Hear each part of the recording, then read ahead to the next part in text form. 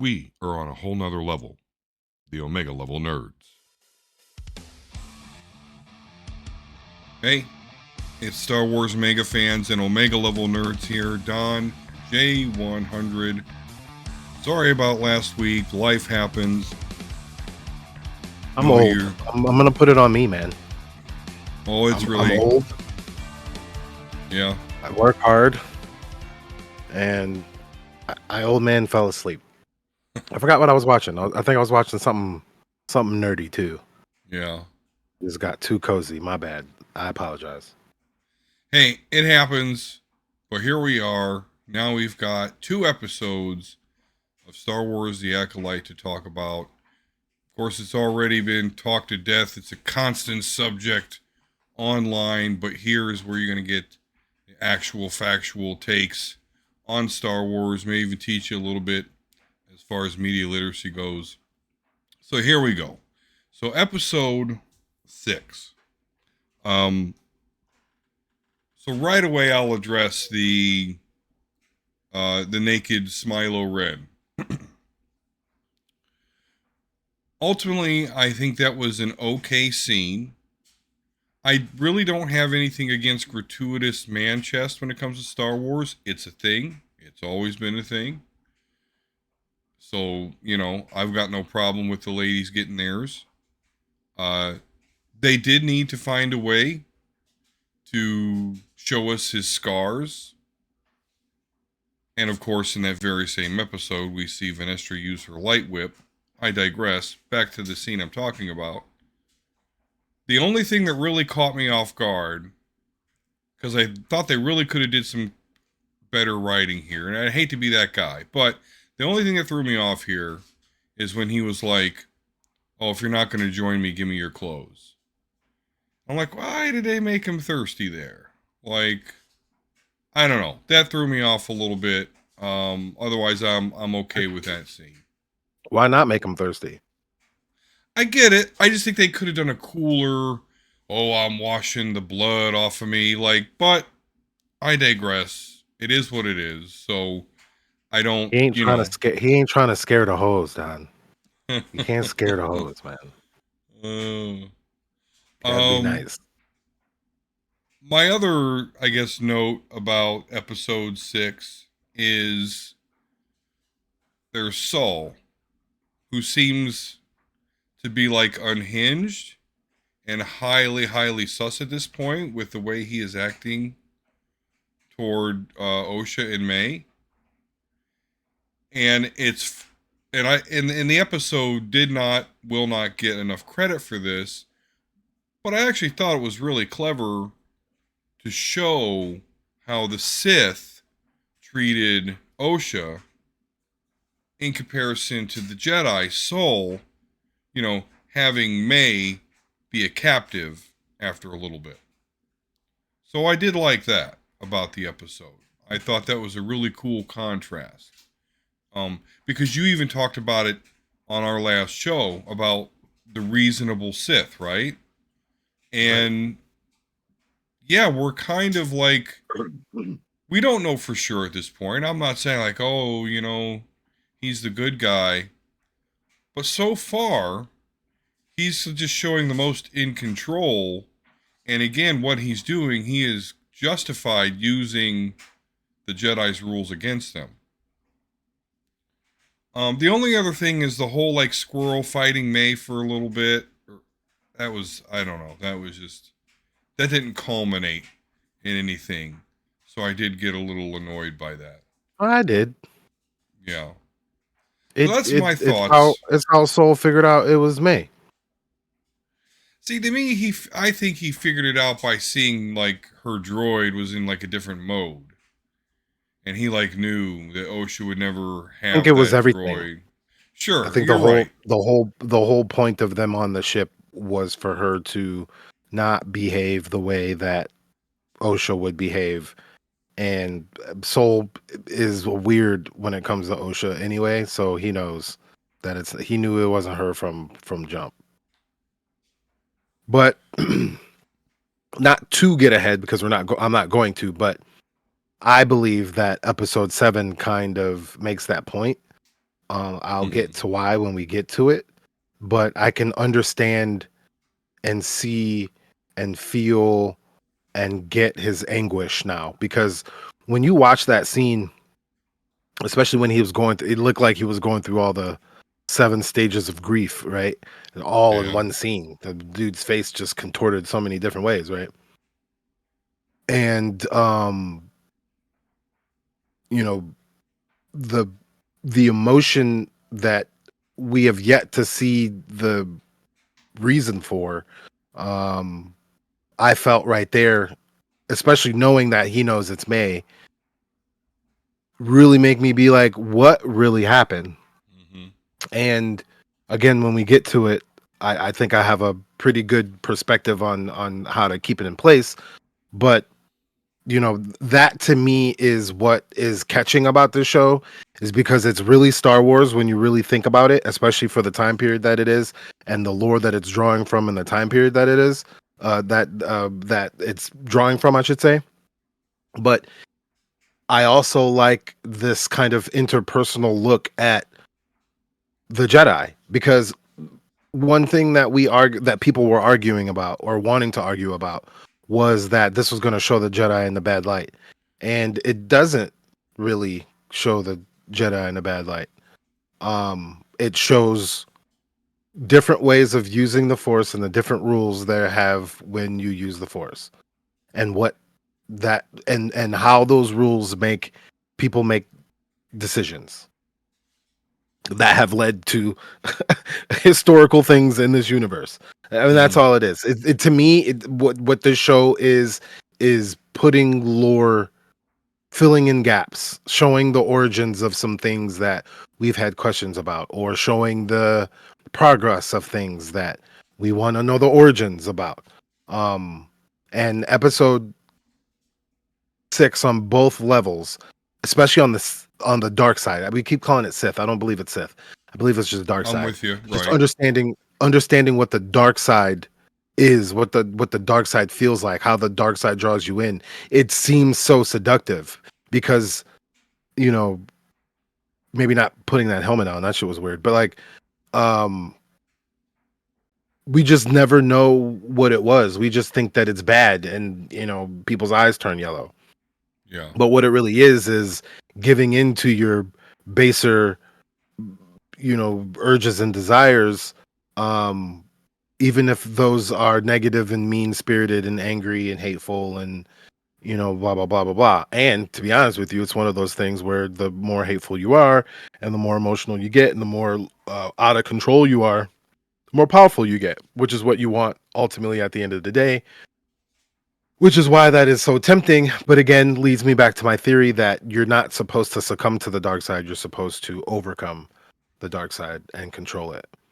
And the problem that I think that this show is trying to present, if it is trying to present a problem, is when you look at the like how you mentioned the scenes where you know May was uh, held hostage and Osha was kind of free and even being seduced even in a way, in a seductive, sexual kind of way, even ever so slightly. And this side is supposed to be evil, but this side is supposed to be good. But look at this, how the scene is playing out, and look how angry Soul looks, and look how Mhm. you know uh, peaceful and hot Jason from The Good Place looks. So that was what was interesting about that episode, especially considering that Kymir made the point of, what about the darkness hiding inside of you? And I think the darkness. Well, we'll get to episode. We'll get to that when we get to Oh yeah, episode I 7. definitely want to have a Um, discussion about really the evolution of the Force. Not that it itself is evolving, but just the storytelling around it. And I think you're absolutely right. I think the biggest contention that people are going to have is with the way that the Jedi are looked upon in this particular show. And again, we'll get more into that. But I do kind of understand I'm obviously taking that change very well, and I understand it. And there's those that not, and Is I it a some. change? Well, I don't know if it's a change as more as like so to me. Okay, the most important conversation in Star Wars history was between old Ben Kenobi and Luke Skywalker in his hut in Tatooine, where he introduces him to the lightsabers, talks about the Jedi who are the guardians of peace peace and justice in the galaxy, and talks about the Clone Wars.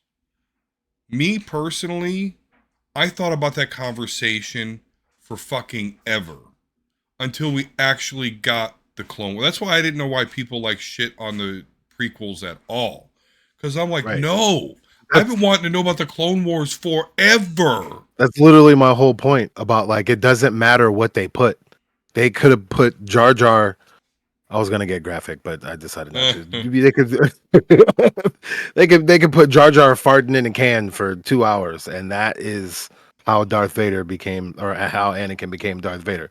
That's what it was. So what they did show is good, but to your point about this Jedi, first off, they didn't exist in the original trilogy.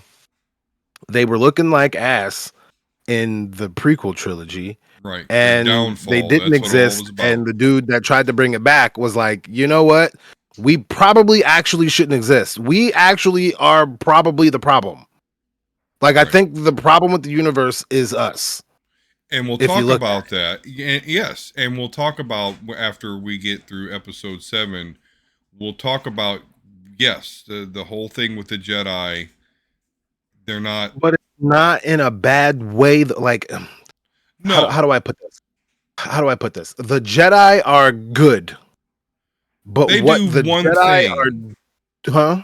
They do one thing that is wrong.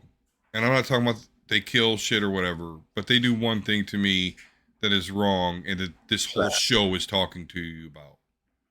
And What's and that? that's really there's more than one way to access the force, right?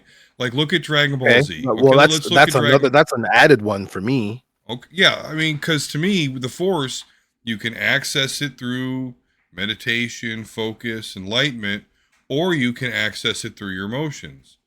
Um, that doesn't necessarily mean good or bad either way. It just means there's emotions. Now, there's things that can happen as a result of your emotions or whatnot, but tapping into this power, just like Dragon Ball Z, how you tap into Super Saiyan, well, at first it was anger and rage, but then you need to be enlightened. It's like Beerus and Whis, you've got the God of You need a back Destruction. tingle. You need a back tingle, Yeah, Don. a back You need tingle. a tingle. You need a tingle in your back, and you just need to Yeah. put your But shoulder anyway, blades a little bit. right. What was how was the Either way, if there's anything that I can say that destroyed Super for me, because I can be fair, I don't think everything is bad. I usually just go with the flow, but I will have to say the Super Saiyan back tingle uh kind of pissed me off a little bit when watching Super. That was not cool. But I hear you, and I agree, and to kind of like pull on the thread a little bit more. The problem with the Jedi, it's not the dogma. It's not. I mean, the things that I'm mentioning that I'm saying that it's not. They are the reason why they're ultimately bad, but that's not the thing. So it's not that they're dogmatic, but it is that they're dogmatic, and it's not that they control the way that they use the Force, even though that is what they're doing. And it's not even the taking the kids and indoctrinating them when they're kids and all the other stuff. I mean, it is kind of that a little bit, because what that ends up doing is it pulls and draws on the light, if you want to call it that, the whatever energy you want to call the light side of the Force, it's pulling on that. So ultimately, the Force is not good or evil, it just is. hmm So if you pull on it one way, whether as positive as you think that you're being or not, for the most part, you know what I mean? Like the Jedi are pretty reasonable. But overall, at the end of the day, the thing that stunts them is their lack of flexibility, where what they should have been able to do by having, you know, thousands of years of peace and knowledge and understanding of the force or whatever, is the ability to control the dark side of the force or overcome the dark side of the force. Like at that point, that's the whole point of, if we're gonna be talking about like the mystical part of Star Wars, the media literacy about it, before we can get into the deeper things, we have to understand what the basic thing that we all can agree on, right? And so the basic premise is the force is not good nor evil, it just is. And if you pull on it, whether dark or light, however you want to categorize it or name it, or gray or whatever, well, gray is a little bit more balanced, but even Yeah. then you can still have imbalance. Um, that's what the problem was. Because they dogmatically use the force the way that they use the force, it always and ultimately is going to create some sort of, usually in the form of a virgins like Osha May or Anakin or something like that, and ends up wiping out what we would consider the light side, and always brings this age of darkness every single time. So the problem isn't necessarily the age of darkness, even though it is the age of darkness. We have to be able to have two minds. What it is that we never address the light side pulling. We never address the issues with that. And that, to me, is the problem that I have with the people that think that the Jedi are being put in a bad light. The Jedi have always, in every piece of media we've ever watched, been shown in a bad light. Every time. The original trilogy, they didn't exist. The sequel trilogy, they were acting an ass. And the prequel trilogy, Luke was trying to tell you this is what the problem was. If you're looking at what he even said it, when you look at the actual actions of the Jedi, all it is failure and bullshit. That's what it is. Because it is. You think the Jedi are good because you ain't the ones that's being fucked up because you are doing something a certain way, or you're trying to survive in this galaxy that don't give a fuck about your dogmatic rules. Because not everybody has the ability to move my fork on the table with my mind. You see what I'm saying? Yeah. So the Jedi have never been good. To me, the Jedi have always been flawed. Goonhead of Fucky, okay, is on the Jedi Council. What more do Yeah. I need to say? This motherfucker wrong every single time and is on the highest Yep. council seat. How is that possible? How? Yeah. One of their top And dudes. that's the and that also is a juxtaposition of how I think, not even to sound beggy or preachy or whatever, but like that's how we feel about the content that we provide on this program, on this channel, on this podcast, is like, why are you listening to Kuna Mundu? I don't even know how to say his name because it's stupid and he's stupid. Kiara He's the Mundi. worst Jedi I've ever seen. He's almost as bad as the Jedi in the Clone Wars that was beating up on the clone troopers. Oh yeah, that Like forearm using dude the that was clone the trooper. same species as Dax from Clone Yeah, Attack of the Clone. that guy. Yeah. That guy Which is sucks the because worst he Jedi was I've cool. ever seen. I mean, he wasn't cool like personally. What was cool about him is, yeah, he had four arms, so he used like two double-ended lightsabers. Right. But yeah, But he he was was a doing all dick. sorts of fuck shit. Yeah, So I don't care if you got four arms and you can do some cool lightsaber shit. Why are you treating your people like this, bro? yeah, like And trash. him and Kuna had a fucky. How do you say his name? Ki Ademundi. Yeah, who cares? It doesn't matter. Yeah, great So value cone head. Yeah, Ki it Adefucky. doesn't matter. Fuck this guy. He's on the high council.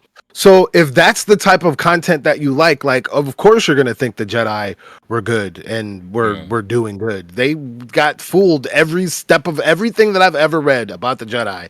They've been being fooled, in the process of being fooled, or were fooled. And like even when they're doing the little wars and their battles, like yes, they win because ultimately people who mean well, in a world where everybody is an idiot, the people who mean the best, I mean, I guess should be able to reap the reward or be in control or whatever.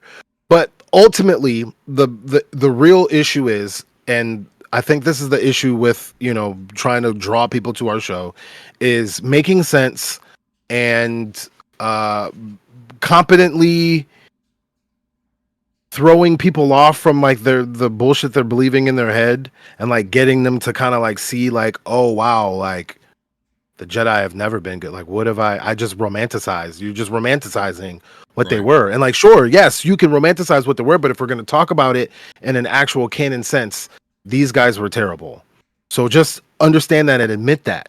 And when you do that, you know, when it gets to episode 7, this is one of those things that you can say, because ultimately, like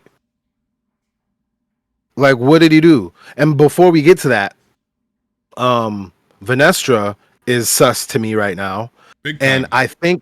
I think that because the next week is the last episode, no matter what the weirdos say and complain about, we're always going to get a season 2. They're probably going to get a season 3 for how slow the story is, but like they're going to at least get a season 2.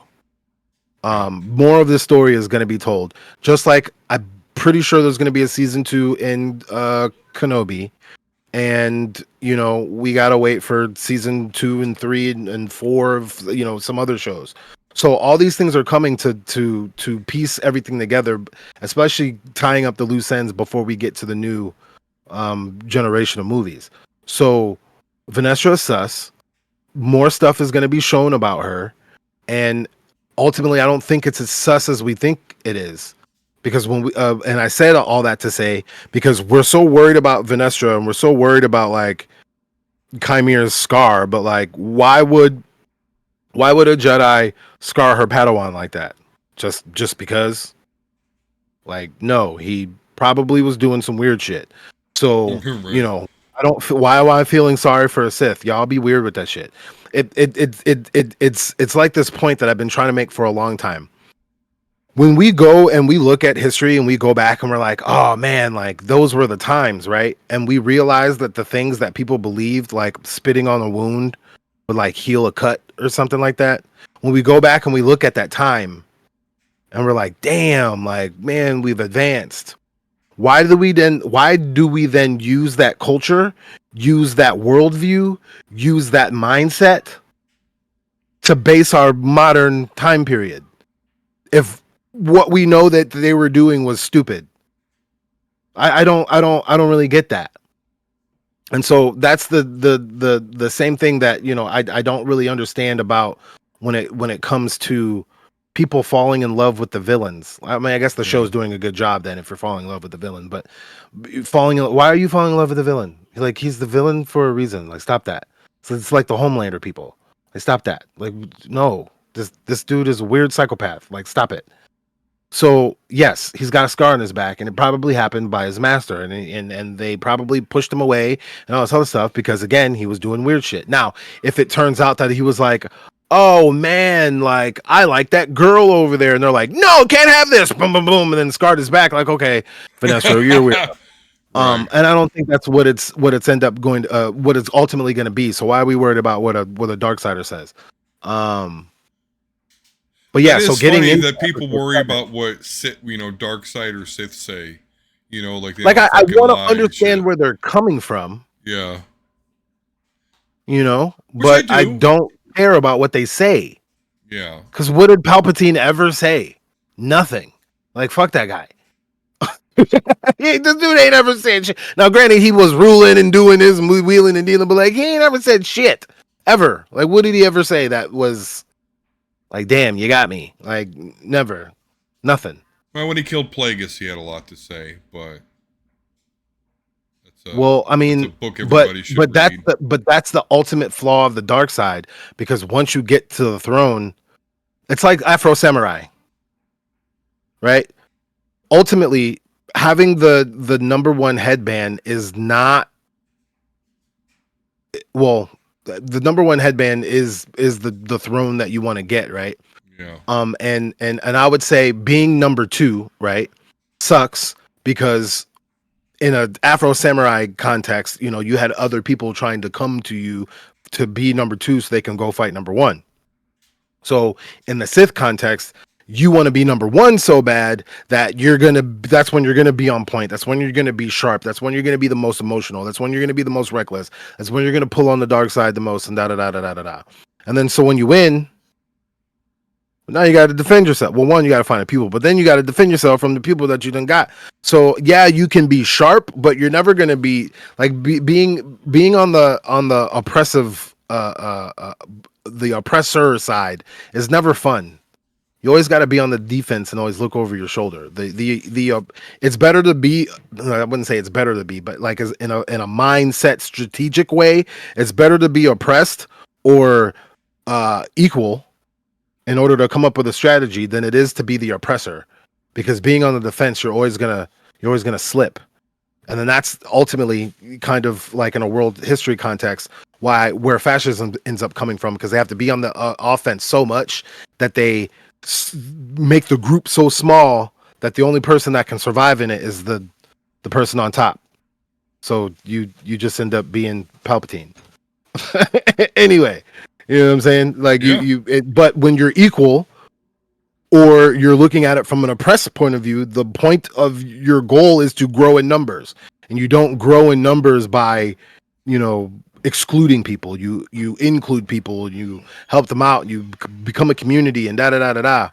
So, I mean, you know, I didn't mean to make it get weird like that, but Oh, right again, on. that's what the show ultimately leads you to when you take it to its logical conclusion. Right on. Yeah.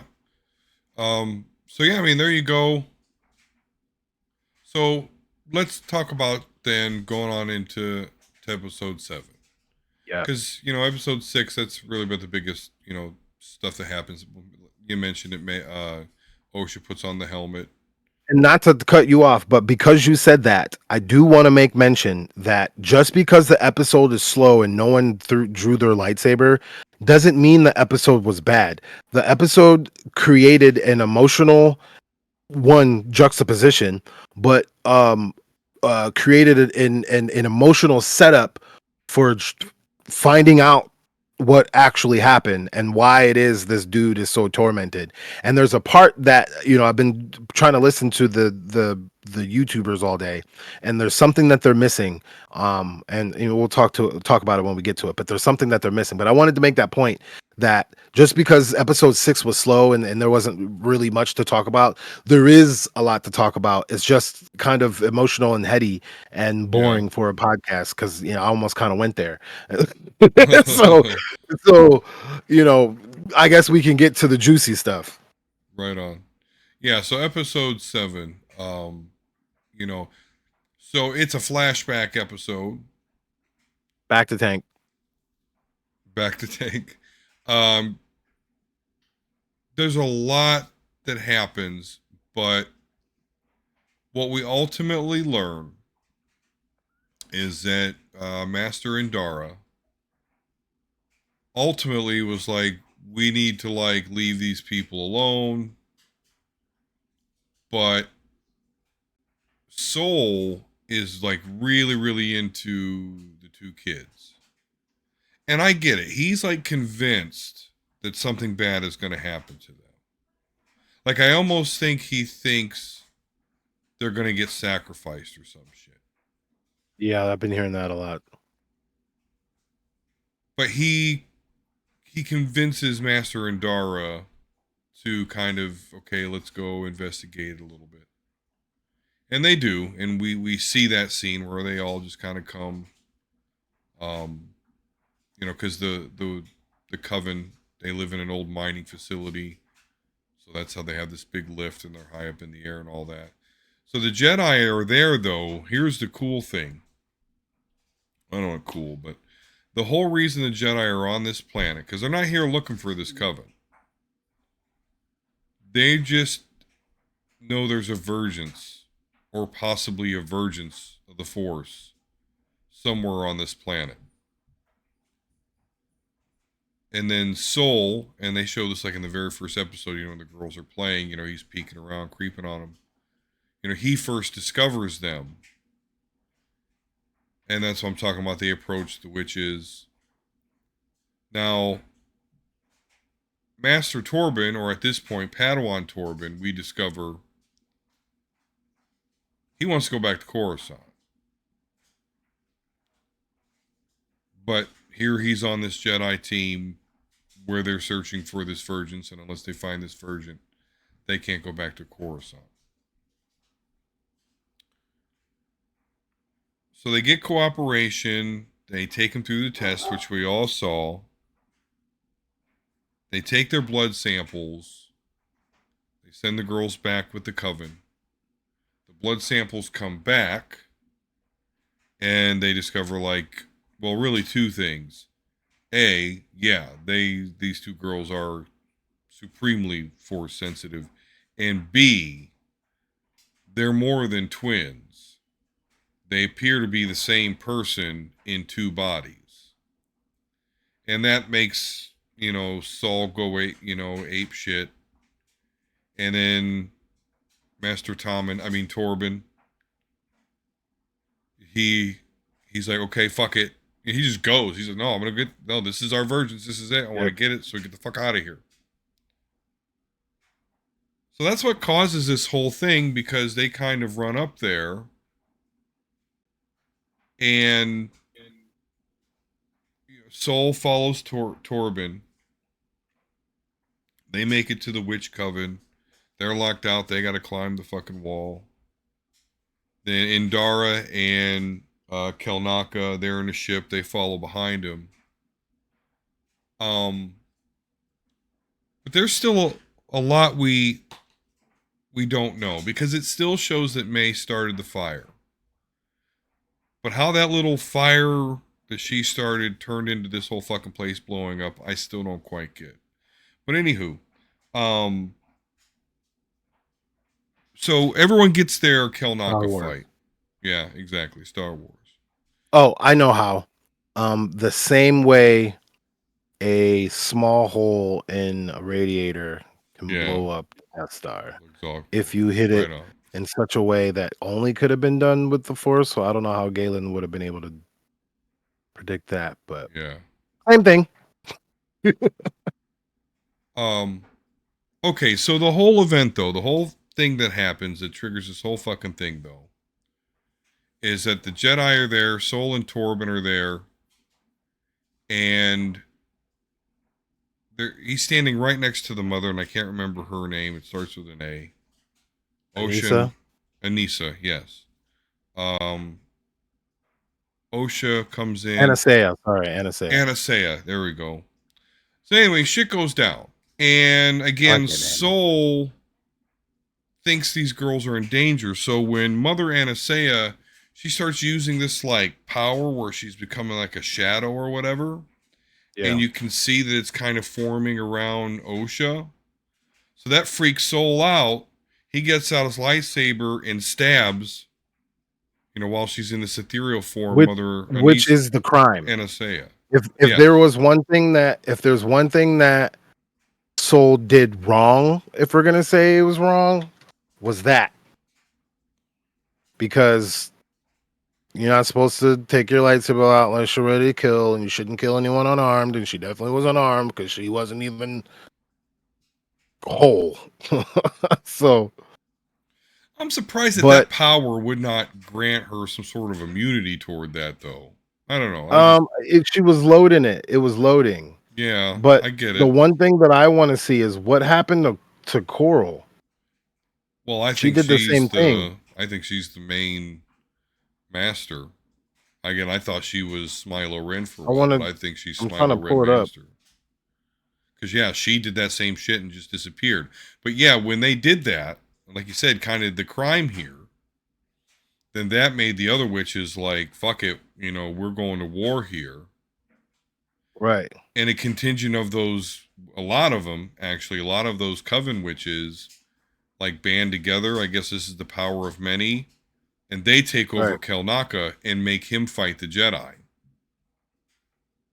I mean, smart though. Yeah, no, absolutely. Because he's whooping their ass.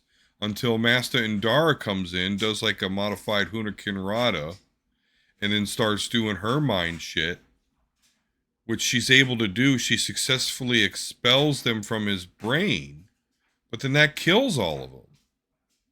Yeah. So Master Indara is the real killer here of this coven. Um, Now I know a lot about Star Wars. I don't know what specific power she used. I'm going to keep my eyes open. But either way, Master Looking at that Andara, one right now too. the most reasonable one, the one that was like, hey, we should just, tell the council about it, what have you. But other than that, we really shouldn't be fucking with these people. Um, she ends up killing most of them. Oh yeah, I didn't even look at it that way. I just saw it. I just played it back. I didn't look at it that way. That's interesting. That Indara did some force shit. So the way I looked at it was their power of many power connected, like to be cut off like that would fuck you up. Like it's just like Okay.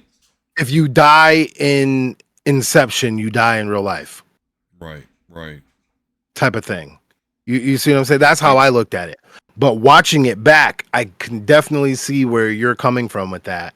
And that's interesting. Did she do a force thing that killed like 20 witches at the same time? That's interesting. That's something to think about because to me, I thought that Indara was okay. So Indara is a Girl Scout, and that's a little annoying because I don't like scouts. But Okay. as far as trying to find what the Jedi did wrong in this scenario, it wasn't Indara. Um she was the one that was indifferent about the situation in the first place. She definitely didn't like the bullshit that Soul pulled during the test. And she was very surprised about what was going on at the mining facility when she got there.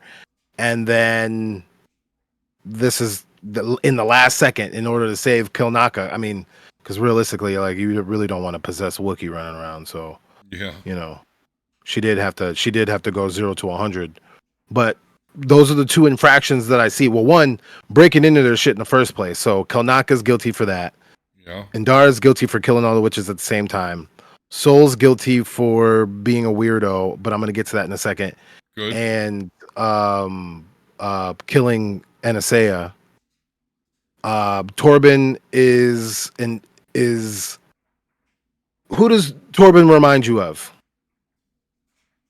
Who does What did him Torben? jumping on the speeder remind you of? I don't know.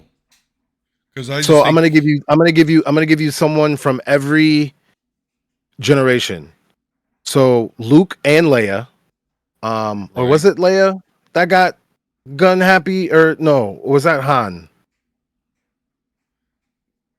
What do you mean, in got gun Return of the happy? Jedi when we're talking about the actual speeders? Wasn't it Leia that was the one that fucked it all up? Well, the fucked it all up. I thought that was Ewok. He's the one that originally got on, and Maybe it was. But anyway, so Leia yeah, always gets in some hijinks too. But Luke got in some hijinks. Definitely Anakin, right? Like yeah, the first every movie that he's in, he's getting into some sort of hijinks in some way, shape, or form, even if it's not really his fault. Like the beginning of Rise of Skywalker, I mean, Revenge of the Sith was some bullshit on, um, um, yeah. When he's what's his carrying name, fucking Obi Wan General. and the Palpatine. What Pretty was much his while he name? was a General Grievous. Grievous. Oh, Yeah, right, Grievous's ship. using the But ray all the shield and shit that shit. the way that he drives the speeder and pisses Yeah, off Obi-Wan, like he's just a young Padawan. So I don't even really fault Torben for that. yeah, What I do fault Torben with is just being a little fuckhead. Like you're on this mission and all this other stuff like yeah. that. You know what I mean? Yeah. So It was a good deflection Soul, shit though. He was doing some good deflection work there though. I'll give him that. who? Torben just spinning his lightsaber Um all around while he's there throwing. There's firing those Yeah, arrows yeah, at him. yeah. So that's the other thing about Torben that I think is dope. So one, he's got a yellow lightsaber, so that already interests me because we didn't get to see his lightsaber. So it's yellow, so I like him for that. Um, and you can see that he's very adept in using the Force. But and this is what I gathered from seeing him get. We can go back and roll the tape, But seeing him get possessed in the first place made me know that he had some remnant still in him. But the witches didn't need him. They Well, needed Kilnaka because that would have get uh, drew a bigger blow. sure. Well, but it's also interesting though is they looked at Torben, and he even mentioned, and I actually didn't catch this on my first watch through. He was like, "My mind is fortified." I don't know exactly No, what it that ain't. means or how he did that. Yeah. Cause no, I remember because she said she's like, "You shouldn't have brought him," and he thought like he meant him because he had already been possessed, and that's when he's like, "Oh, I've already fortified my mind." And then she said, "Well, Yeah, I'm but not you bitching talking about about you." going home to Coruscant like a little Yeah, bitch. So that's where I'm talking. Like that's my whole thing about like, okay, so Anakin may have been ready, but Anakin clearly wasn't ready yeah, for any of the shit that he ended up getting in Revenge of the Sith. To be honest, he shouldn't have been on the council, and he shouldn't have been declared a master. I agree with the council on that shit. But the way they handled it wasn't the way that you go about it. So it's the same thing with Torben. Like Torben, well, first and foremost, your little adventure put you in this position in the first place. But um um going up there the first time and having that happen to you, they know your weakness. So it wasn't good for, I mean, even though they were talking about Konaka, but like it wasn't good for any of that shit to happen in the first place. So that's where the Jedi were wrong, but like they weren't really wrong. The whole reason why they were there was because they were curious about this virgins. And I believe that Soul has this well, because yeah, why is Soul so gung ho about these kids? Because like you said, okay. he's being I guess we creepy. got to get to the soul is weird. Because that doesn't make, Weird yeah, point of that's view. part of the writing that I actually don't like. I was liking So his it's not. character at first, but he's creepy. Yeah, go ahead. I'm sorry. I don't think it's. I don't think it's bad writing. I think it's. I think it's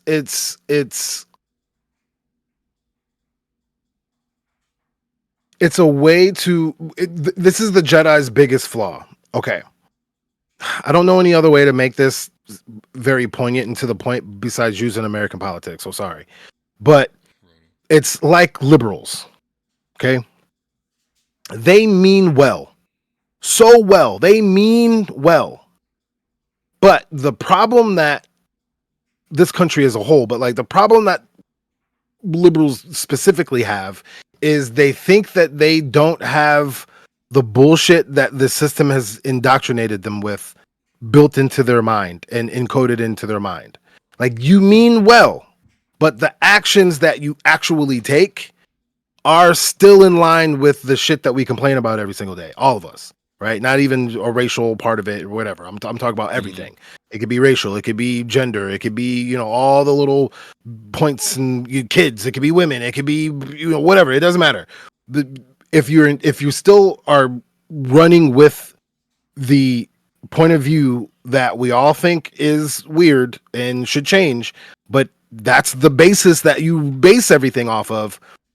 When you mean well, you're going to do weird stuff.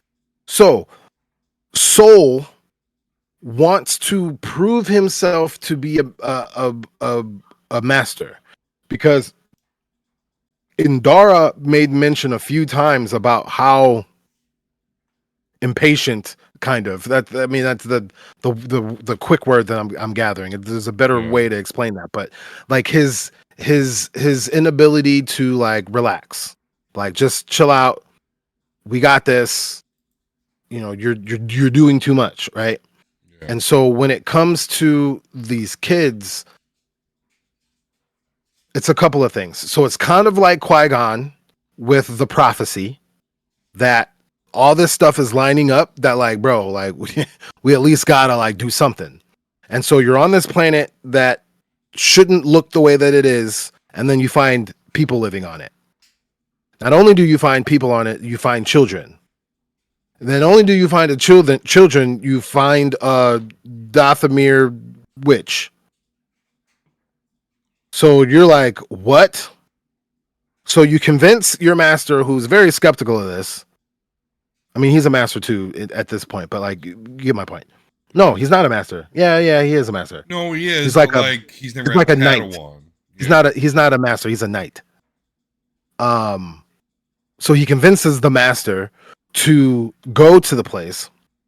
They get there, it's even worse than they imagined. But considering that they got there during the ascension, is the part about it that I think changes it, especially considering when um um Indara said something about the marking. hmm Yeah, her and Soul were talking about that, and he referenced it. And he thought it was like evil. That's what his assumption, or dark. I don't know if evil. Yeah, well, and that's where you get the sacrifice part from. I get you. I get you there. But looking at it from them trying to gather, mystery detective wise, trying to gather information. So that's what Indara's trying to do. Indara's trying to gather information, and Soul's trying to be gung ho, save the Yeah. day, hero, doing too much.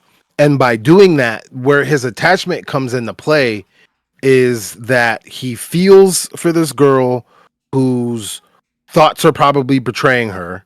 So he's probably able to read the fact that she wants to be a Jedi, and that's why he pulls out the lightsaber. That's why he speaks to her the way that he does when he sees her at the ceremony. hmm And then the part so when I mean by he's creepy, isn't that like he just wants these girls? That's not what I'm saying by creepy. What I mean by creepy is that, like, what is your fascination? So I think his original fascination was, I think this is the Virgins. If there's going to be a Virgins, we should be able to have it. I should be the guy that saves the day, and I'm going to be the one to train it because I think I got this. So Mm. the first issue is hubris, I believe. But the real issue comes into play. And the real reason why Soul is weird is he chose one. hmm He had to choose one because when it was all said and done, he wasn't strong enough. But you big shit though. You wanted to be the one to save the virgins. You wanted to go in here, break up this coven. I don't know what they was. I don't know. I don't understand the point. Besides, um, I guess the light side version of drawing emotion to gain power. It's doing too much. That's the light side version of it. It's Anakin doing too much. Like if you just calm the fuck down and assess the situation in a even keel, balanced way, we can assess the situation and make the best decision. That's why we should probably reach out to the console. But he didn't do that. And since he didn't do that, he also proved to himself that he wasn't strong enough. He had to choose one and then lie to her about it. Kind of. hmm But telling the story in a certain point of view, which is ultimately what the show is doing and showing a situation from certain points of view. I mean, it's just like meta Star Wars. It's meta. I think I found the Acolyte meta. Is that it's a mirror of points of view. Certain point of view shown from a certain point of view with a certain point of view, and then he, only tells her certain part of it, so she has a certain point of view. And oh, her sister's alive, so now Soul's like, what the fuck? Has to eat that, swallow that. Chick running around in the ship. Episode 6 is really good. What I appreciate about the new Star Wars is they will show you something, and then the stuff that they showed you before gets better when they show you more stuff. And I think that is ultimately the problem that people are missing with how they're trying to, like, okay, we have the hero's journey, right? And that's pretty predictable. So here's what's not predictable. a new way of getting you engaged in the story. Instead of just telling you he went from this and he didn't have this and he went here and then while he was there he did this really good thing and that put him in the position to be in the leadership, and as a leader he ended up becoming the king, and now this guy who came from nothing became the king. Like, yes, we've been doing that for however long, but a good way, a good new way of doing that is showing you something that you're used to, tweaking it a little bit, just enough for you to be like, wait, what was that? Palpatine returned. So the thing from the whole beginning, he came, but I thought he was dead, right? Subvert you a little bit and then slowly piece it together, which then makes the old stuff get a little bit better, which makes the new stuff that you're introduced to that has all these holes that they're filling get a little bit better. And then as you watch the stuff that they're presenting, makes things get a little bit better. Like Kenobi, I think probably out of all the shows is the Falcon and the Winter Soldier of all the shows. Um, but I still think Kenobi is good because there is a story that they need to tell in it, which is the Underground Railroad of the Jedi, whatever the fuck that shit was. What was it called? I forgot what it was called. But you know what I'm talking about? Like the Yeah, underground shit. yeah, I Like forgot what it was called that's an too. interesting storyline. You don't think that's an interesting storyline? Oh, me? I love Kenobi. I just said I don't remember what the name of it was. Oh yeah. Oh, So I mean, I Kenobi to think me that's is one of the interesting, best. I mean, right? but that's just because you got Because Hayden at the end of the Christensen day, and I Ewan don't think McGregor that again, Ben was just sitting in the desert doing nothing. right? You know what I'm saying? Like I think he was like the Underground Railroad pimp that nobody that everybody didn't know was at the top.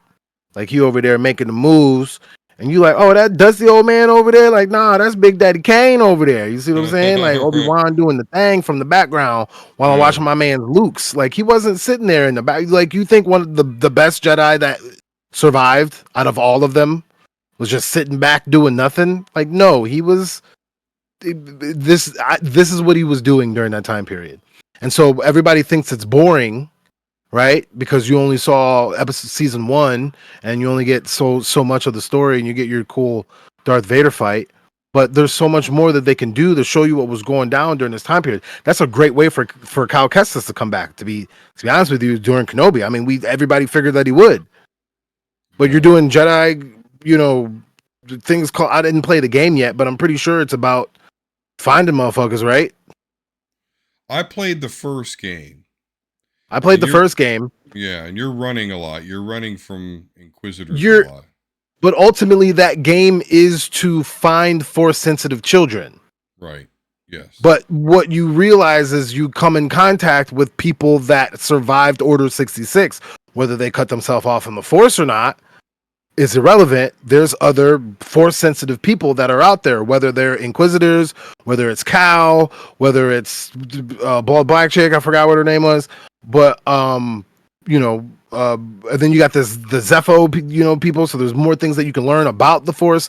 Like there's Jedi out there, and I'm pretty sure the second game was because the first game was about a holocron that knew where the force sensitive kids were, and I think they destroyed it. So that Yeah. was smart in a way. But then at the same, so freeing them in a way. But then at the end of the day, you go meet these people when you out here doing your little, you know, EA games, campaign stuff. I'm pretty sure the second game, I almost guarantee the second game is going to at least in some way show that there's other force sensitive Jedi still out there that exist or whatever. So he could very easily come back in a Obi-Wan and make what you thought you didn't like about the first show, even though it did have some corny shit, like them running through the Empire or whatever with their little Hmm. baggy ass coats. Like, come on, bro, these are space Nazis. Your uniform is not on point. You about to get clowned for that. Chitty chitty bang bang. Yeah.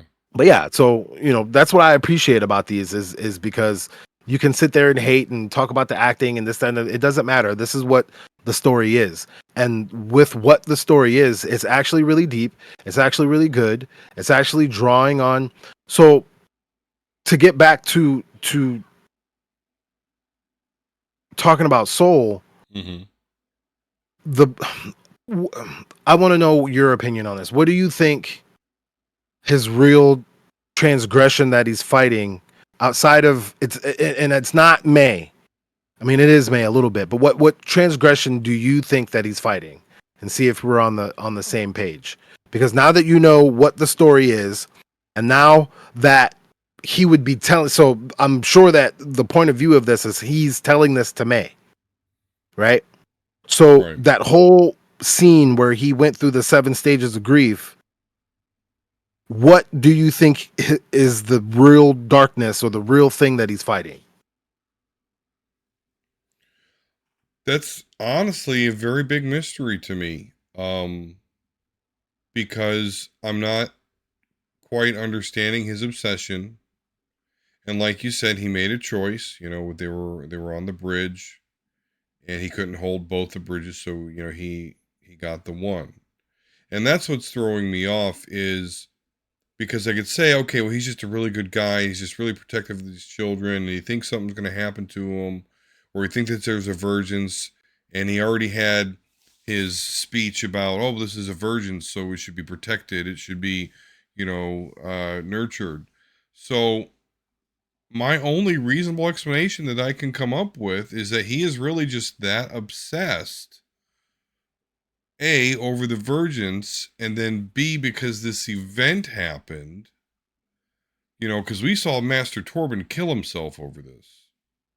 Yeah. So I just think he has a tremendous amount of guilt for his part in how this went down, killing their mother in front of them, or at least in front of the one, Osha. All And because he wanted to be gung ho right. and go So, home. so I think that obsession over the virgins kind of morphed into something really bad that he's just really regretting again because he doesn't use his lightsaber a lot.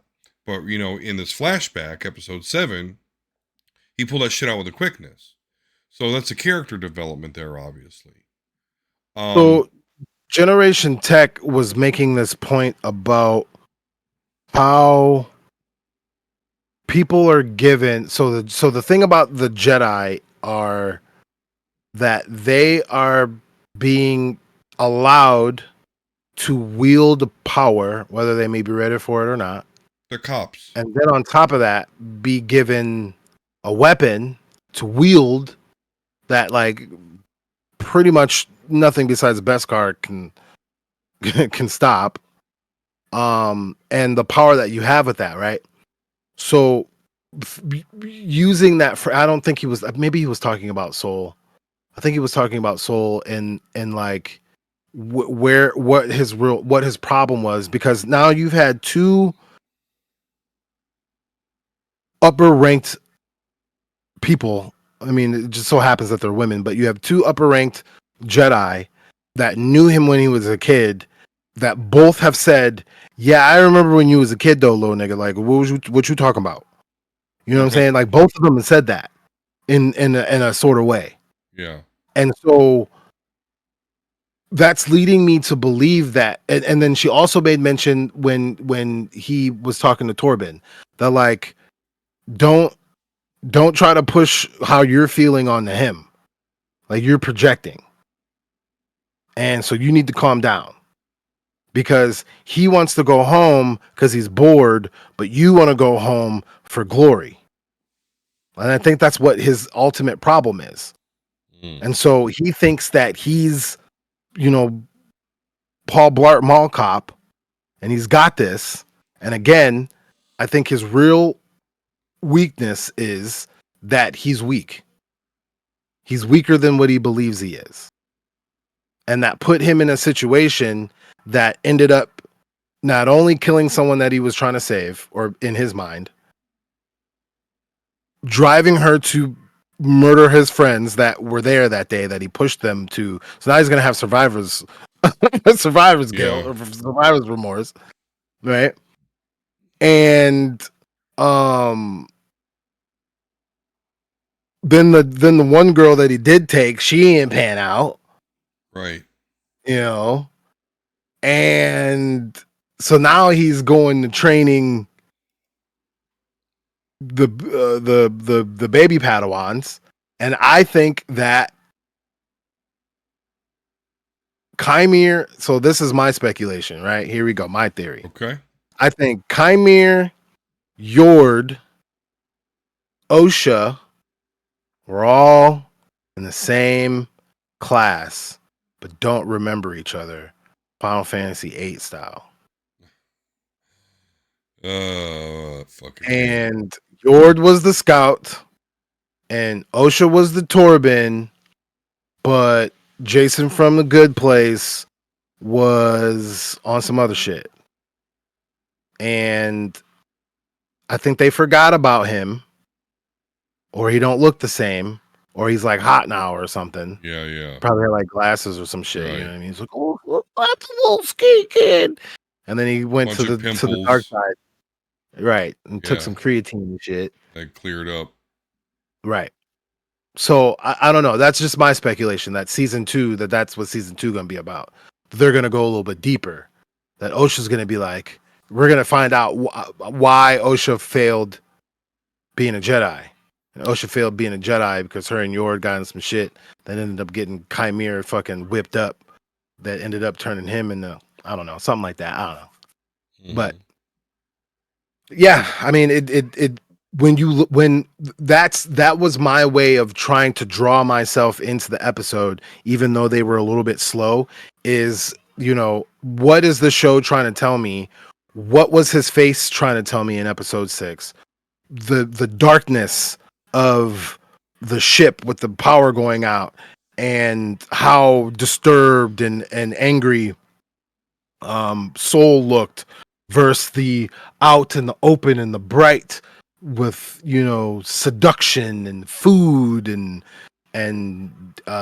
knowledge being passed on and respect, and you know what I mean. Yeah. Um and then her using the helmet and probably tapping into a side that she's never tapped into before, and how that's going to make her feel.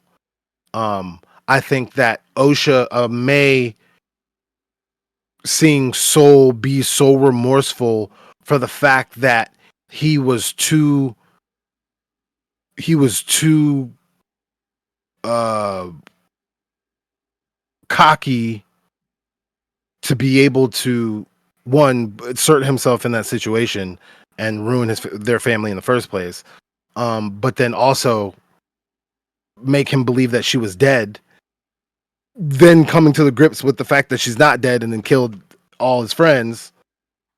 um I think that May is going to see, oh shit, maybe the Jedi aren't bad. Maybe they are good people. They mean well, and da da da da da. So you're gonna have, and so I already called this before, that they were gonna, in a way, try to switch places, and we Yep. wouldn't know who was who, and da da da da da. So the other thing that I'm gonna call is that they're going to end up being who they are, but they're going to have an understanding of that other side. And having an understanding of that other side is going to give them more of a peace of mind, which will not necessarily balance them in the force, but balance them in their minds, to be able to be students of the force, to be able to take it where they take it, and whatever it is that their life and legacy is in this time period. That's where I hope they go with it, because that'd be a good way of looking at the force, and seeing what it can do, and making good stories out of it, positive stories out of it, that you'll have your conflict and your fighting in between, but ultimately May and OSHA go their own ways, but end up doing, for the most part, pretty decent things with the force, because they have this perspective. OSHA was being able to try out the dark side because of Chimere, and May was able to see that the Jedi aren't bad like she thought, um, when she was young. Especially seeing somebody that really tried to care about her, and ultimately thought he killed her. So I think that's pretty deep. And even though the coolest thing about it was Kalnaka and them fighting, and Torben's lightsaber skills, um, I think that how deep that we can take what we saw from these two episodes, just from facial cues and just from almost knowing the story, to then the next episode knowing the story and seeing that it really wasn't that bad, but it is that bad, and where we can go with it, and how this connects to the bigger universe, I think is pretty interesting. So it may have been slow, but you can draw a lot from it. Yeah, absolutely. You know what's interesting is I assume that because I didn't really look into any additional seasons, but I did kind of assume this story would be wrapped up. And there's a lot of questions to answer still. So I guess it would make more sense to me if there was going to be more to the story. So we'll So see how that happens. didn't I send you a link to an interview from her? I think you did, yes.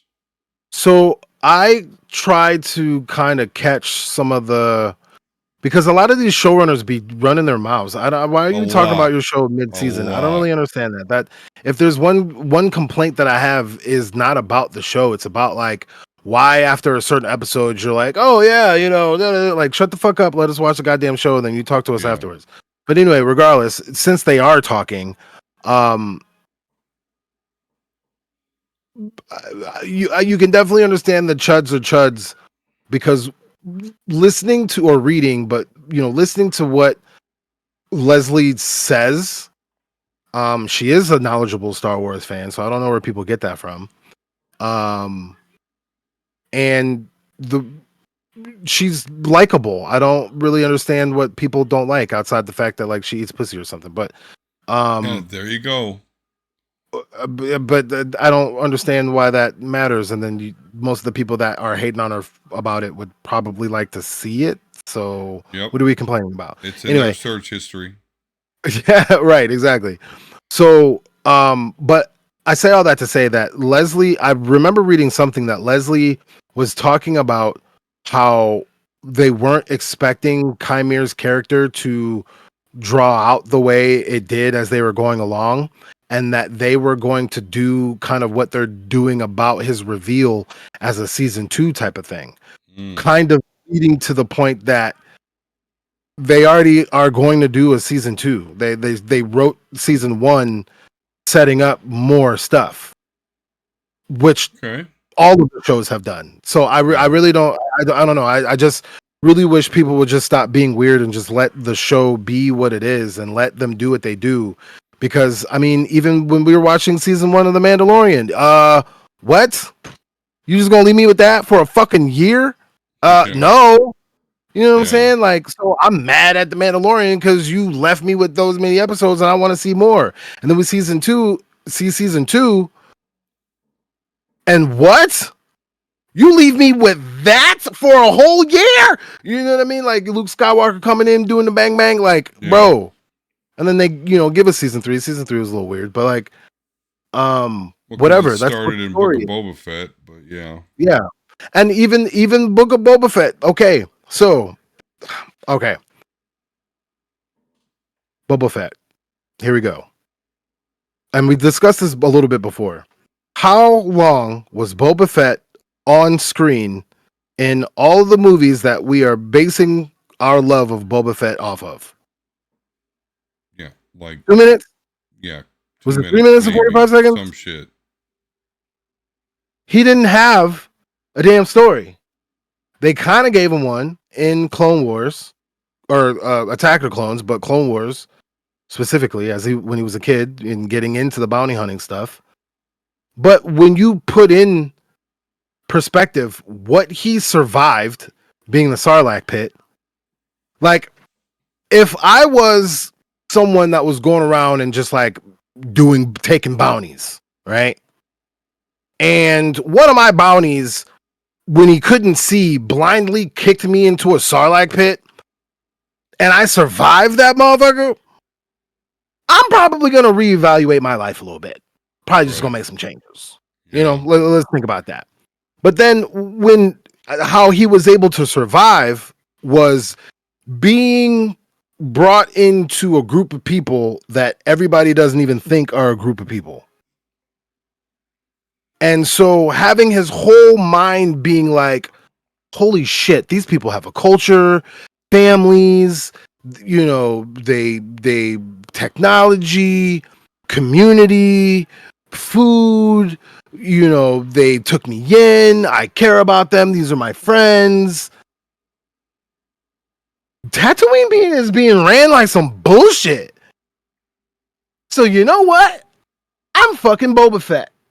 And the only thing you know about me is based off of 3 minutes and 45 fucking seconds. So you know what I'm about to do? I'm about to take over Tatooine. And it may have been in a cheesy, whatever sort of way, but it's fucking Star Wars. For kids. So Boba Fett is great.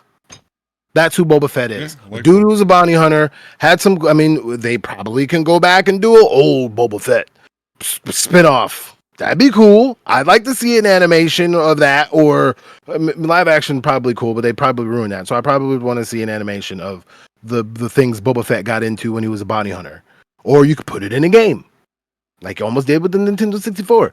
But where he's at now is he ran for president in Tatooine, and the motherfucker won. And so, because he learned culture and empathy from the Sand People, he's actually going to get, I don't even want to call them criminals, because in that, in Tatooine, in the Outer Rim, like that's how you got to survive. So he's taking survivors and getting them to thrive, kind of just like oh boy in Mandalorian. Same shit. What's his name? Grief, Grief Kargan, Karga. Grief, Yeah, Grief Grief, Karga. yeah, Yeah. whatever. Yeah. So, Magistrate. you know, both days, nothing wrong with Boba Fett. Is it a strong show? No. Is it, you did do the little Power Ranger, little, color bikes and all that kind of shit? It did. It did. It did. It did that. It Okay, did that. so there's swoop gangs and Tatooine with colored bikes. Like, That's I what it like the be. Acolyte, but I like Book of Boba Fett more than I like the Acolyte. Yeah. Um, I mean, I like every single one of the Marvel TV shows I'm except for with you. Falcon and the Winter Soldier. That shit is absolute fucking garbage. But and that's why I say, Book of Boba Fett, or I mean, I guess you could say, I don't know. I would say it's between Obi-Wan, Book of Boba Fett, and the Acolyte's not even done yet, but the Acolyte for Falcon and the Winter Soldier of the Star Wars universe. It's one of those three. Right on. So out of those three, what do you think is the Falcon and the Winter Soldier? Hmm.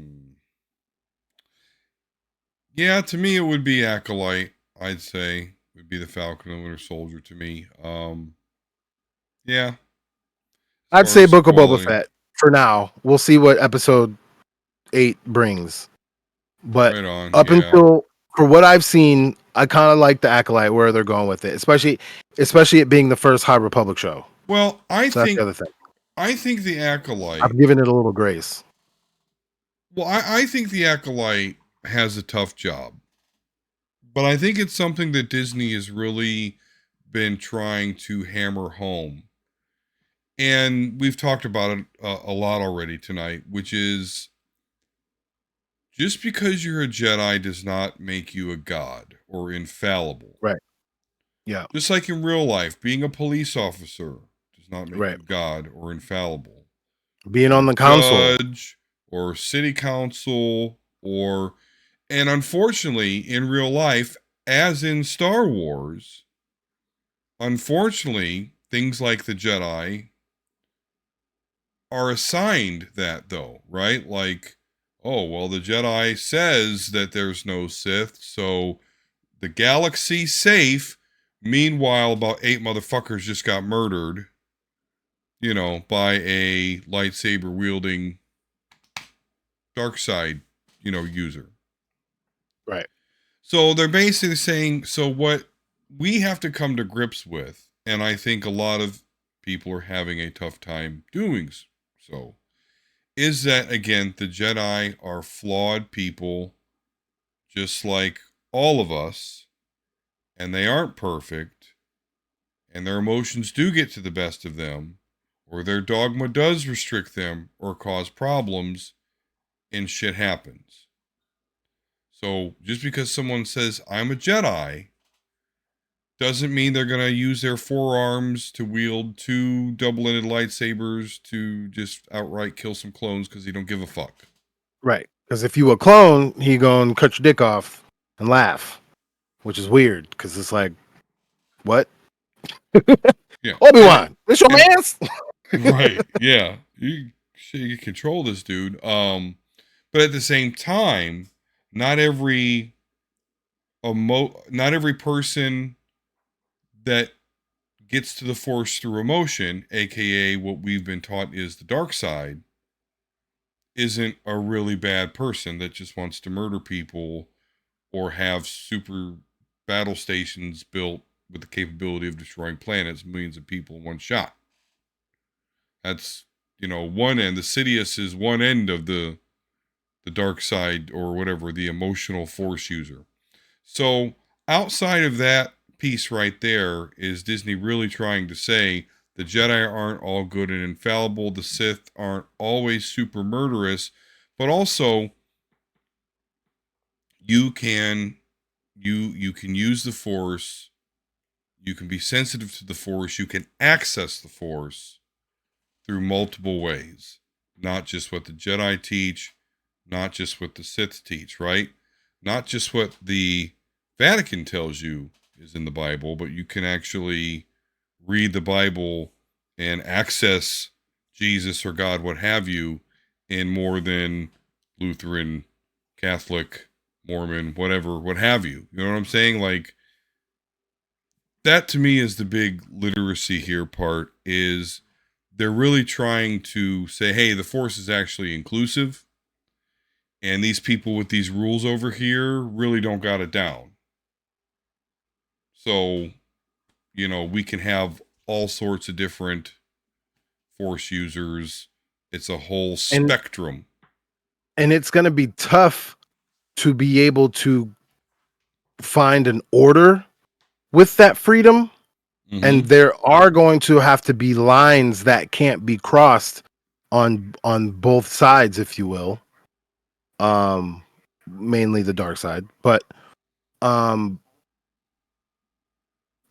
that's the part about it that like a lot of people are afraid of, is like the part at the beginning when you got to figure out what works and what doesn't work, and you're going to go through growing pains, and people are going to make mistakes and things such as that, but ultimately freedom. And that's kind of the thing that, like, it's the thing that, like, people say with free speech.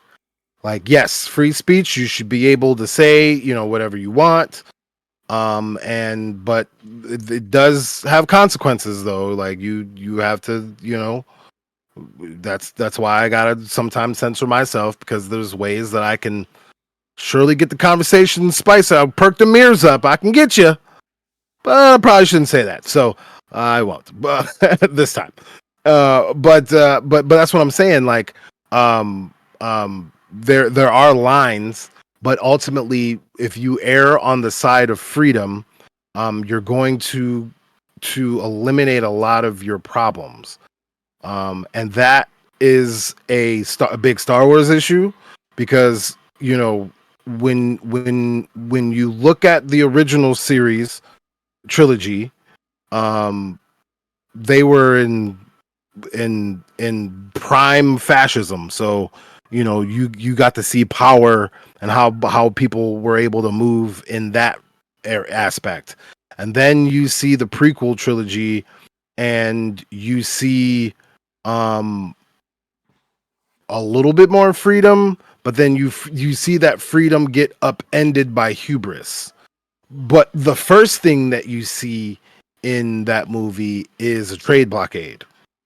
So you see, financial domination and oppression, from the get-go, and the pushback against that. And the pushback against that leading to some bullshit, because, you know, A you're legal allowed to do invasion. that in the first place.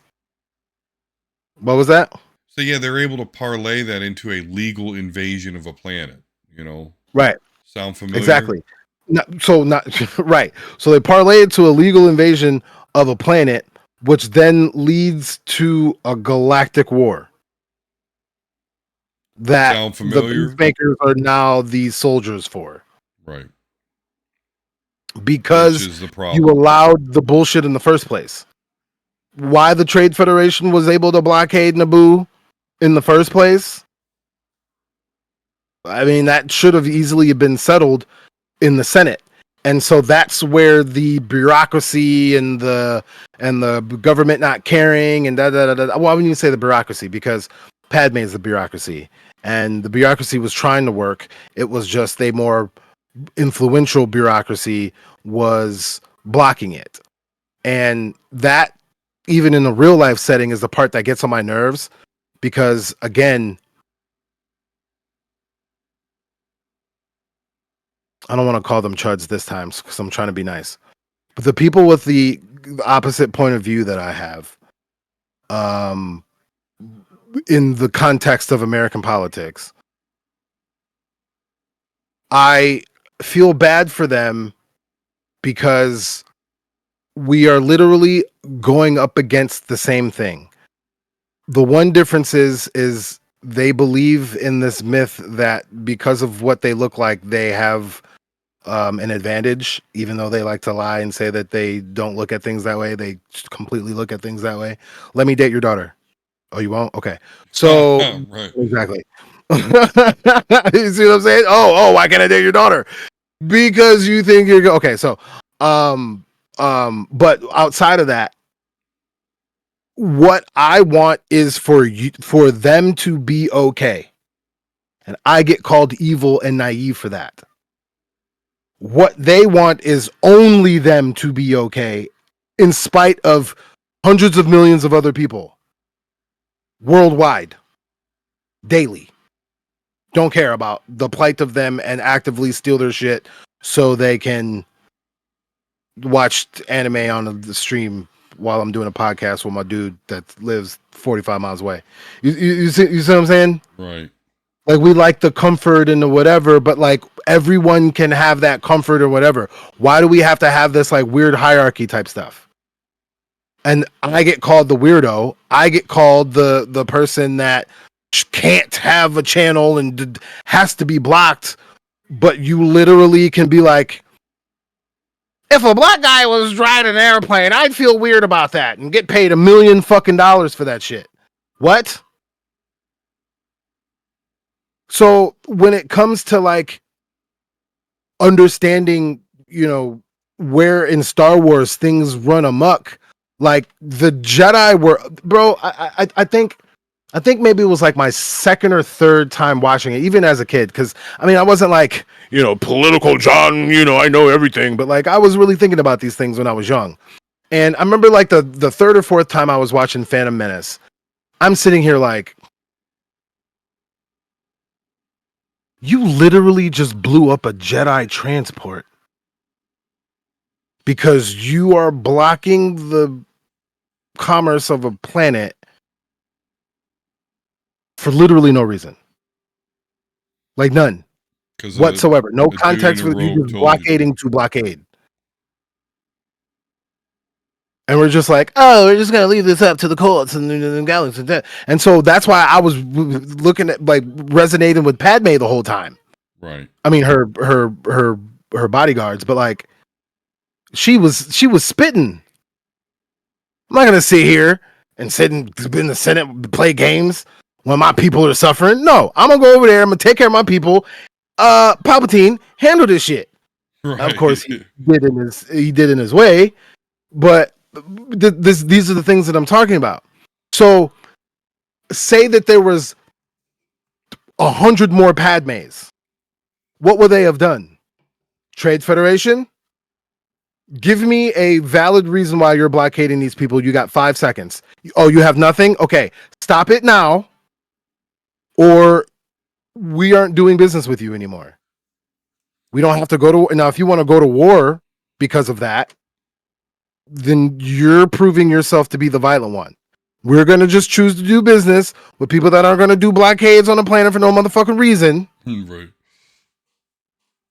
and make sure that everybody can eat. Isn't that what you would want from your government? So then it's one of those weird things where I don't know why people would want to romanticize the Jedi when they never did anything right. I don't know, what did they do right. Name me something in the movies that the Jedi did right. They had really cool flip kicks and shit with their lightsabers. Okay, Clone Wars. I can get where people were thinking that the Jedi were doing cool things during the Clone Wars because they were like saving people, and then like the Ryloths, and then Yeah, like the little monkey little people in the one episode where Anakin was fucked up, and the clones after a while, and like stuff like yes, cool, sure. Child soldiers, you're in the war in the fucking first place because you're stupid as fuck, and the dark side is literally standing right next to you. You don't even know it. And I mean, that right there is a pretty big thing. right. That's like the thing right there. The Sith Lord is your emperor that you're reporting to. That's kind of a big failure, like the biggest failure that you have as a whole organization. Your whole job is to not have that, and you had that for a few years before he just eradicated you. So you suck. I don't know why anybody would want to romanticize that. You're romanticizing losers at this point. You know what I'm saying? It's just like when people are like, the South shall rise again, and the South won the war. Like, no, the fuck they didn't. They didn't win the war. Like, why are you? There you go. That's the mindset that you got to battle. So when it comes to not necessarily even understanding Star Wars, but um, understanding a story. I like the world building. The beauty of Star Wars is the world building. Having the Yes. world building be the way that it is, the conflicts, the different cultures, the different species, how they interact, the different planets, the government, the politics within that, this, that, and the third. Um, I think ultimately is the reason why people don't like Star Wars. They have their issues every generation with Star Wars. They don't understand that the original trilogy didn't really give that to you because I mean it was just space fascism. There's nothing you need to know about that. Dictator tells you what to fucking do. That's the government. Uh, but you got the prequels trilogy. You know what I'm saying? Again, they were wrong and they didn't do anything, and then they didn't exist in at all in the sequel trilogy. So what do we?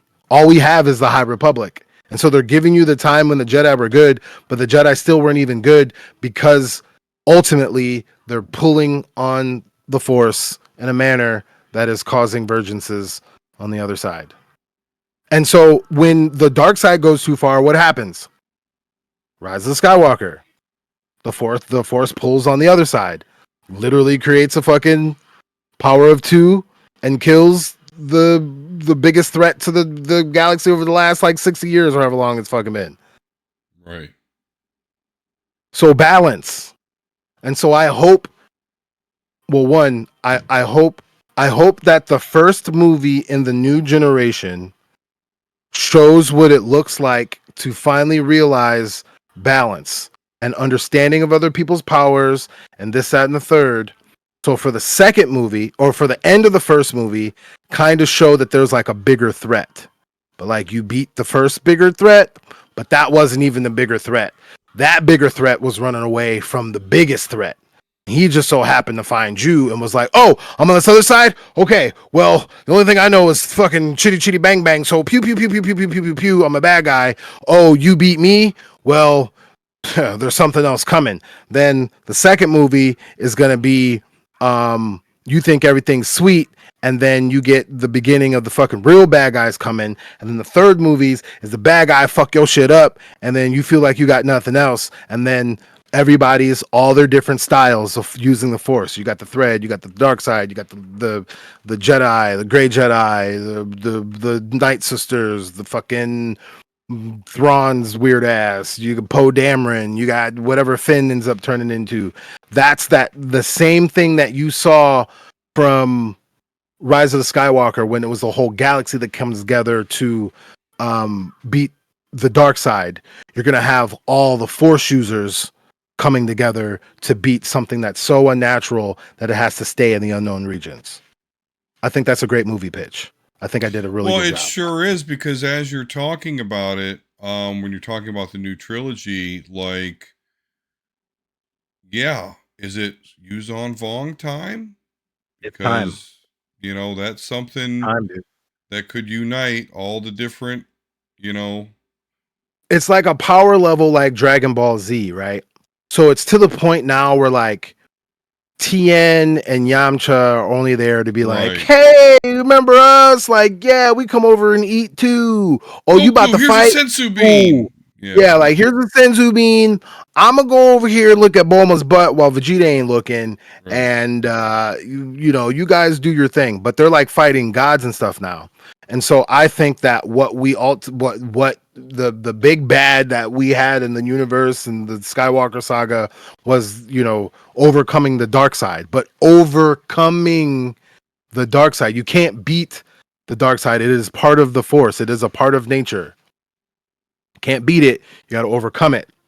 And then you have to let the light side, you have to really give in to the light side, which also means allowing people to fucking fall in love, dude. Like, y'all be weird with that shit. Like, you're humans, you got dicks and stuff. Like, they need to Yeah. do the thing once in a while. Have all those Or pent you're gonna up get weird. emotions. Right. Like, exactly, which is going to lead you directly where you say you don't want to go. So you got to give into it, but you also have to understand how to control yourself when you give into it. Don't let it go too far and balance it all out. Sometimes use your emotion to protect, and sometimes you use love to gain power, and this, that, and the third. It's a big balancing act. You go back and forth, and I hope that they show that. I hope they figure out a way to show what that looks like, so then we can get to a big bad, and then show what all that, like, coming together and all the different types of the force coming together as one, showing what the force really is. And then they go Star Wars, and then don't fucking make any more. No more. One more generation, okay? And maybe a couple shows, but like, that's it. Yeah, I don't know We'll about be on that. like 20 more years and you're done. That's it. We'll see. Maybe they'll take a break one day, but Oh, they did. They did. they did. Between the sequel, the original. That Oh was their yeah, break. no, I remember that. I But believe me, I I mean, it's a remember that. great universe and it's a great way. And the biggest thing about it is it's one thing that I was talking about recently where I remember the age of when YouTube was becoming popular. I was one of those who was a writer. It's not that I'm afraid to be on video.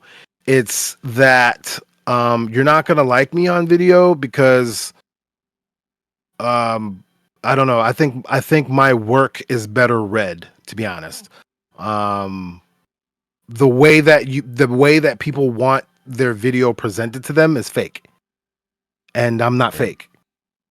So writing is a more genuine medium. So I think it comes off a little bit better when I write. But people aren't reading anymore. They're watching videos. And that's fine. But then I think that's when we're losing a little bit of the media literacy, and then we're losing a lot of bit of the media literacy, and we're losing a lot of bit of comprehension and visualization and imagination and stuff like that. So what I like about Star Wars is that, you know, it transcends time, and it gives you a whole bunch of different ways of looking at things. And the best way to tell a good message, or to, you know, the agenda that everybody's so worried about, and then that's the thing that's so crazy. Like, I really want somebody to answer me this question: what agenda are you so upset about? Because even though I can look at Disney as the parasitic capitalistic corporation that is a capitalistic corporation that is very fucking right wing, if you understand how corporations work, um what message or what agenda? Like, not be a weirdo to your neighbor who might be gay and is in love with his husband that lives in a happy relationship and is not doing anything to you? Like, what's the problem? That to be a good friend, to not let your emotions make you try to save two girls with the force, and you ain't strong enough to do this shit, and you fucking kill one, you gotta live, and you thought you killed one, you gotta live with that grief for the whole rest of your life. Like, yeah, these are good fucking messages that the only way that you're gonna be able to listen to this, because you don't want to listen to me, clearly from the views, is Right. hide it in this TV show. And that's what George Lucas did from the fucking get go. That's what most of these TV shows are. The Boys, I mean, pretty much any show, all the kid shows, Dragon Ball Z. Don't be racist. Like the second I saw Frieza, I was like, I get the moral of this story. Don't be a racist. God, the way he says monkey made me Yeah, feel it's bad. uncomfortable. Yeah. You know what I'm saying? And it made sense in context with the show. So you can't be like, oh, like the whole thing with Mr. Popo. I don't really buy that. The whole blackface thing. I don't Right. really buy that. I think I've seen there's been works of like genies Right. drawn like that in like other types of media, so like I can get where people are coming from. It is kind of suspect, especially the way Japanese people drew black people in general. But I don't buy that one. But ultimately, they had tails. So him calling them monkeys kind of made sense, but that shit didn't feel right. Right. And then when you understand Saiyans and what happened to their planet and all this other kind of, like, you can connect it to a diaspora and you can make these sort of points. And when there's all these analysis videos on Attack on Titan, like, you know what I mean? Like, I think I ultimately kind of get the point of that show. I think people are disappointed because they liked Aaron and didn't want Aaron to go down a road. But I think the point of the show is that well-intentioned people can go down a road. Right. Like, that's what I got out of the whole show. And I've watched many analyzation video, and I'm like, oh, so you don't get it? Oh, okay, okay, all right. Right. The whole point is, don't let your immediate surroundings taint your worldview, which for the topics that I read, the history that I get research and get into, the things that I can have conversations about, already makes me sound like I'm a radical revolutionary in the first place, but like could make me go down a road that a terroristic, the big bad revolutionary that you're afraid of, like I could turn into that if I let this get to me like that. But I read all this stuff and I look at all these things and I analyze and I try to understand where the other side is coming from and listen to how horrible that worldview is, and I try to get it to then try to find an answer that we can all come to without punching each other in the face.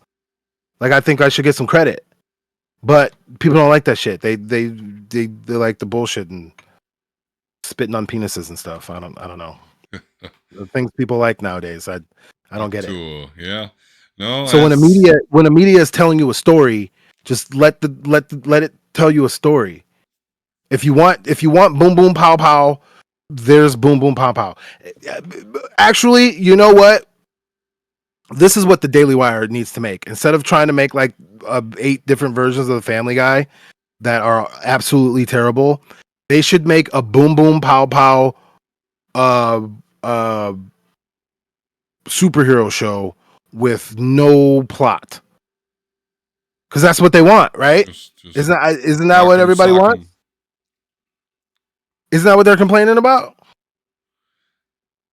Who they complain about? I sure, but particularly with the Acolyte, I mean, I don't know. It farts on the wrong day, and it's So breaking lore, and Star someone should Wars make is a dead. space pirate show where they fight each other every week for unknown reasons that has no plot. It doesn't matter. Just fuck each other up. Pirate mercenaries. Armored Core, the TV show. There you go. Holy shit, that would actually be a good idea. Yeah, I'd watch the hell out of that. Yeah, because I That gotta would be tell a you, I good love idea. the Armored Core games, but I can never tell you like why am I fighting these other robots? I'm just That's like, the oh whole point. yeah, Literally the whole point of the game. Did you have your? So I told you that I was watching lore videos of those like a while ago, right? no, I don't remember you saying If that. you're bored, you got time. That's my media recommendation of the week. I usually got something I've been watching. So I'm gonna go back to something I watched a while ago. Is Armored Core lore, because when it's all said and done, That's kind of where we're headed. Let me try and Just think, because I corporations know, running shit, right? I and know with Armored Core, yep, it's corporations. They all make these different armored core parts and all these different sorts of weapons and shit. And they colonize Mars, and so they're like right, completely unchecked in Mars. They right. basically rule. And I just remember I think Leos Klein is the head of one of them, and he makes some pretty badass shit and goes pretty crazy. Tries to take over Mars or some shit. But you just choose weapons, and one day you're working for one corporation, Yeah, blowing up guys over here, and then yeah, the next day you're with the other corporation that you yeah, just blew up, going over there killing scientists of the guys that you were just with the other guy, the other mission before. yeah, Like it's just a weird thing. And then when you die, if you die too many times, you go through this cutscene where like yeah, yeah, yeah, they like input like augmentations on your yeah. They body and amplify make you you. stronger so then you can then beat the missions. But that also is lore. Like that's part of the lore. So like you could miss that part of the lore if you don't suck, but if you suck, you get to see more how the lore is because ultimately that's what they want from you. They want you to go through these missions and tire yourself out so they can make you be what they want you to be. Right. It's deep. I do remember But that. it's just Yeah. bang bang pow pow. But it's never just bang bang pow pow. And that's my whole point. And that's why I want Daily Wire to do a superhero show that's bang bang pow pow with no plot so they No. can show like they're doing with the Family Guy spin the copies that like you have to actually be funny and you have to actually not be a shithead in order for your jokes to land. And then I don't know what it is, but like, do they not know that like every single one of their shows is either really queer or really creepy? Like there's a new one with this old guy who's on house arrest because he showed his dick to students, Oh, and really? that's the character you're supposed to align with. So Yeah, like, I've never seen any of that shit. how So, could any of your jokes land? yeah. You you did the pedophile thing that, but I thought you cared about the pedophiles. So why am I? It's so confusing that I don't even have time to laugh. So do that with superhero shows, so then we can and sci-fi, so we can appreciate what we're being given with the MCU. And I mean, maybe it would even make me watch the DCU. Like if they made it so terrible that I'm like, okay, put on Batman right now. Please put on Batman. Oh no, you I'll would do never do that. anything if you show me Bruce Wayne's parents dying one more time. I need to see it again. You would never do that. But yeah, well, hopefully we'll get there. And I hope the Acolyte sticks the landing. Or at least gives me something to look forward to for season 2. Or actually, it doesn't matter because just give me a show and I'll watch it because I like watching shows and I like seeing where people when they come together and they use all the lore because they use like the other complaint is oh she doesn't know what she's doing. I was reading an interview. She had to go through like two or three departments of lore to get like something done. So she's not just like I'm Queen Leslie Headland, and this is what I determined today. Like, no, this is the Yeah, Lucasfilm got his departments, his and you got to boundaries. run it Yeah, by them. So you're just making up things to be mad at. Okay, so I would just watch the show and enjoy it, and talk about deeper things. Maybe we can heal past traumas, and come together as yeah. You're people. asking way too much of the internet I tried, Don. I tried. there. I'm trying. I'm trying. um, but I'm with you, man. I like Star Wars to the point where just any sort of addition to the universe, any sort of world building, satisfies me. I don't think this is the greatest show. I don't think the writing's the greatest. I don't like the pacing, but I am ultimately enjoying the window into the universe I love. So, um, on that note, as we end here, I do have to do a programming note, which, boy, it sucks when I discovered it worked out like this. So, I'm going to be on vacation next week. So unfortunately, we're not even going to be talking about the finale until like a week after, unless I maybe do something live from my phone from the beach. I don't know. Or Jay, if you really want to, I don't know, we could maybe set up you doing so. I don't know. But unfortunately, gang, our talk of the finale is probably going to be about a week late. Um, but honestly, I will actually kind of enjoy that a little bit because then I'll get to we'll kind of round up all the complaints, I guess, maybe, or at least the legitimate ones. Not that there's many, because it's really all either ridiculousness or nitpicking and pretending like the characters Or made up. aren't human, or yeah, or can't make mistakes. But anywho, so yeah, sadly, there's probably not going to be a show um this week. I won't even be on, superhero speak on Sunday. So But maybe again, we'll need to process yeah, what happened. yeah, And I mean, because we've already gotten pretty deep just with, the boring episodes. So when we put it all together, um, maybe letting it sit and marinate, let it sit overnight, let the juices seep in, might even be a better episode. yeah, absolutely, absolutely. So until then, guys, thank you so much. See you next time on the Omega Level Nerds. Hey there, it's Don, and I just want to say thank you if you have made it this far in the video. And if you haven't already, please like and subscribe. Make sure we get a comment down below, hit the notifications, all that jazz. We need your help to get past the hate algorithm. Thank you.